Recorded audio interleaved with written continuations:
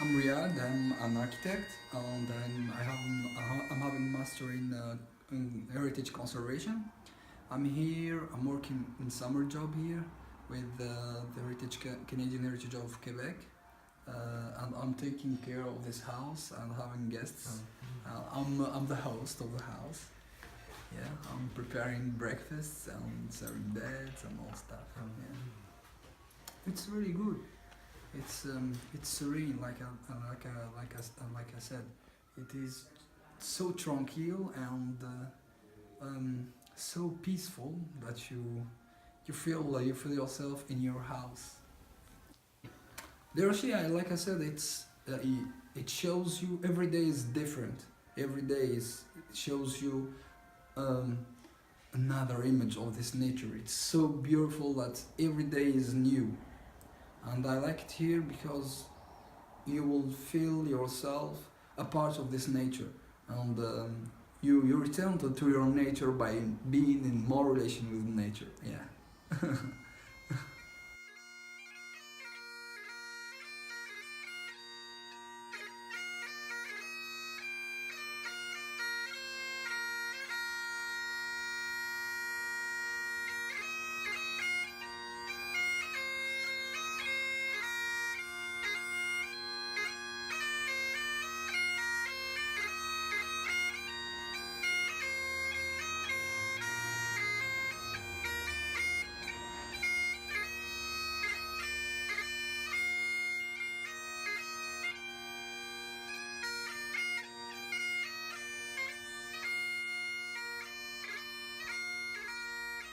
Mon séjour au gîte Les Rochers est une parmi les expériences les plus marquantes que j'ai jamais vécues.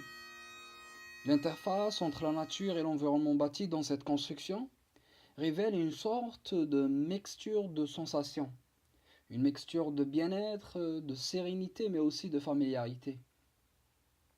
Et personnellement, je trouve que cette mixture spontanée surgit surtout par les formes des différentes parties du bâtiment, par les odeurs existantes sur le lieu, par les textures et les couleurs choisies pour construire ce bâtiment, mais aussi par le son et même par la qualité de la lumière présente sur les lieux. Toutefois, en essayant d'interroger la qualité architecturale et spatiale du bâtiment, on peut arriver, ou presque, à décortiquer, à expliquer les vraies sources de ces sensations. Comme par exemple la première impression face à la résidence d'été de Sir Johnny MacDonald n'est pas très immédiate, parce que, à l'encontre des autres habitations dans le vieux Saint-Patrice, notre bâtiment fait l'exception en n'étant pas visible de la rue Fraser. Mais il est bien caché des regards des passants par une petite forêt qui a regagné le terrain du jardin frontal de la propriété. Et par conséquent, la petite ouverture dans la clôture, qui laisse passer et accéder au terrain, nous donne une impression qu'on est dans une sorte de jardin, un jardin surprise, qui est au fait un style d'organisation des jardins organiques.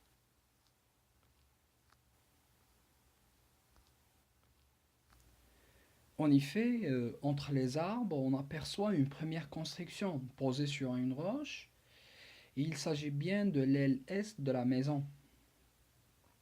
Ici, au fait, une modeste maison de ferme avec un toit à deux versants. Ce toit même se longe sur le porche de la maison pour former ce qu'on appelle une toiture de style québécois. Et dans un geste tardif, on remarque un ajout d'une lucarne à deux versants. Mais si on veut parler de l'émotion, dès qu'on aperçoit cette partie de la maison, on ressent une sensation immédiate de sobriété. Cette sensation est surtout issue de l'ambiance forestière et l'ombrage créé par les grands arbres présents sur les lieux, qui agissent comme un élément créateur de cette ambiance.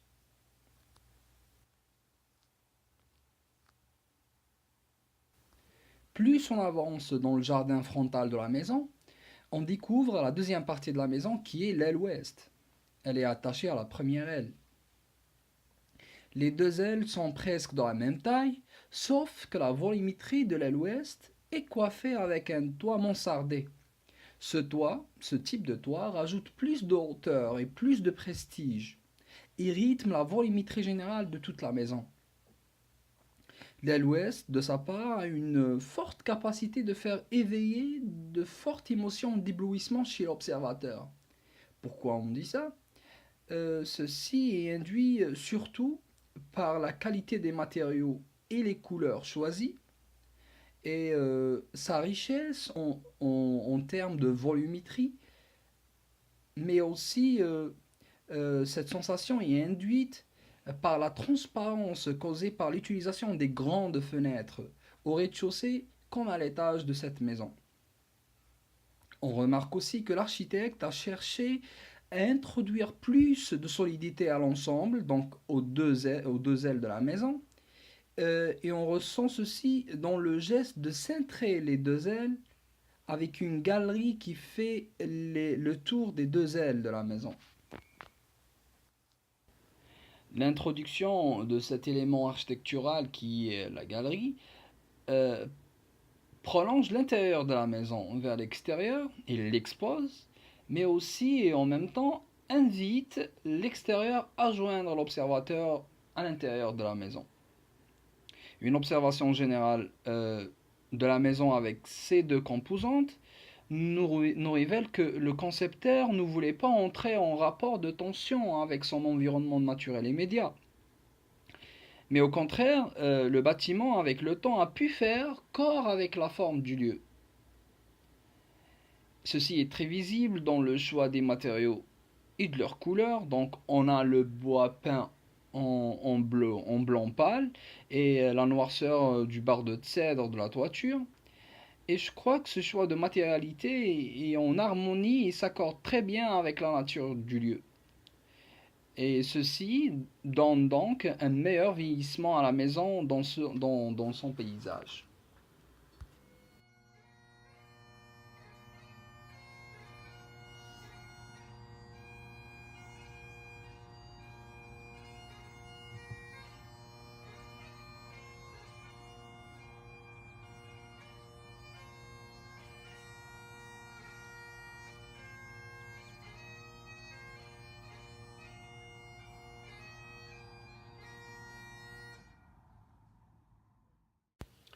On dit souvent que n'importe quel bâtiment ou n'importe quelle construction comporte une âme. Et personnellement, je crois que l'âme de la résidence d'été de Sir John A. Macdonald réside bien dans son intérieur. Cet intérieur dit long sur les différents propriétaires de la maison, sur leur histoire, sur leur richesse, sur leur classe sociale, mais aussi sur l'ère du temps et l'époque de construction et d'utilisation de la maison. Donc si on veut parler de l'aspect intérieur de la maison, comme à l'extérieur, l'intérieur est aussi divisé en deux. Donc on a une aile est très modeste. C'est une aile qui abrite un découpage spatial très fonctionnel, au rez-de-chaussée comme à l'étage. Donc les espaces de circulation sont très étroits, les escaliers sont droits, larges mais droits. Les chambres et les salles de bain sont de petite taille, les murs sont en bois, sans aucune tentative de décoration. Et malgré ceci, je crois que cette aile qui date de 1850, malgré son caractère fonctionnel, euh, je crois qu'elle est très chaleureuse et très accueillante. Et ceci parce que c'est une aile ou c'est une construction qui a su, enfin le concepteur a su garder l'intimité des utilisateurs de la maison. Mais aussi parce que les espaces et les tailles des composantes de la maison, donc les murs par exemple, sont très adaptés à l'usage humain. L'autre élément qui va appuyer l'aspect chaleureux de cette maison sera la qualité de la lumière qui est laissée passer à travers les ouvertures à la maison, à l'intérieur de la maison. Et ceci, je crois que les ouvertures, donc la conception des ouvertures, leur largeur, leur emplacement, sont très très bien adaptés pour laisser passer la bonne quantité de lumière à l'utilisateur à l'intérieur, donc au résident, sans pour autant nuire à l'intimité de ces individus.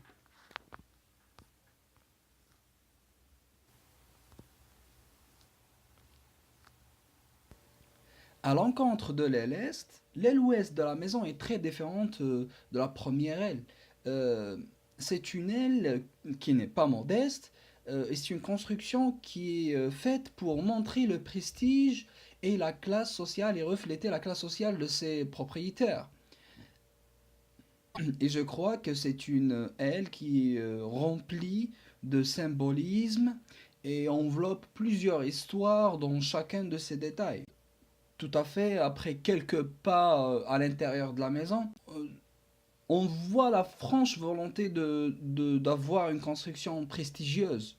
Et ceci est visible par déjà le marquage de son entrée. Elle a une entrée très large qui est marquée par un seuil, mais aussi les espaces de circulation à l'intérieur de cette aile sont très larges.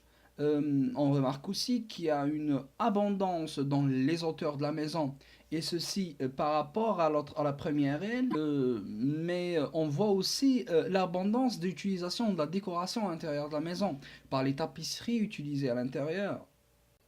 Donc on sent une grande volonté d'en faire de cette aile un endroit où Sir Johnny MacDonald devait recevoir ses invités de haute classe sociale, et ceci a incité le concepteur de la maison à utiliser des techniques qui sont beaucoup moins adaptées dans les résidences d'été. Donc c'est des techniques ou des éléments architecturaux qu'on voit beaucoup plus dans des maisons de ville, telles que l'utilisation donc des escaliers à quart tournant qui est construit en bois, mais aussi l'application de la tapisserie presque dans toute la maison, mais aussi de faire varier cette tapisserie d'une chambre ou d'une pièce à une autre. La variation de la tapisserie d'une pièce ou d'une chambre à une autre a donné une spécificité et une atmosphère bien distinctes à chacune de ces pièces.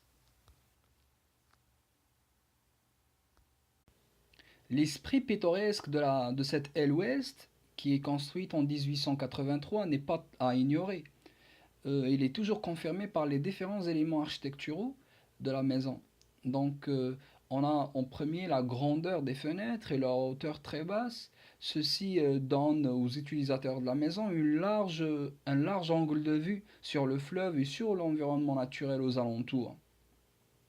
Et on voit que cette intention est augmentée aussi dans la conception du porche.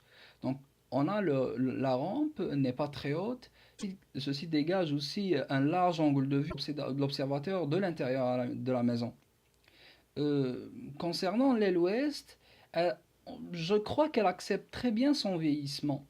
Elle accepte très bien du passage des différents propriétaires à travers sa composition architecturale, mais aussi à travers la connexion des meubles de l'époque. Donc tous ces éléments confirment le sentiment d'émerveillement qu'on a à l'intérieur de cette maison comme à son extérieur. Donc on est émerveillé par la beauté du lieu, par la richesse en histoire, par le profond esprit de la maison, et ceci euh, relève à la fin de la visite autant de plaisir visuel et de souvenirs qu'une satisfaction intellectuelle.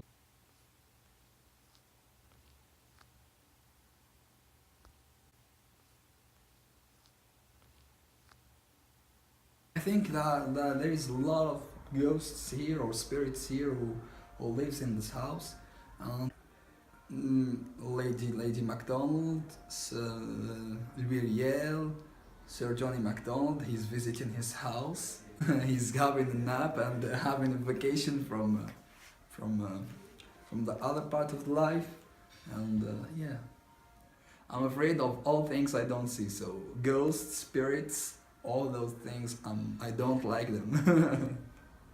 It's so moment that I'm afraid when I'm alone, and I think that's logical because it's an old house.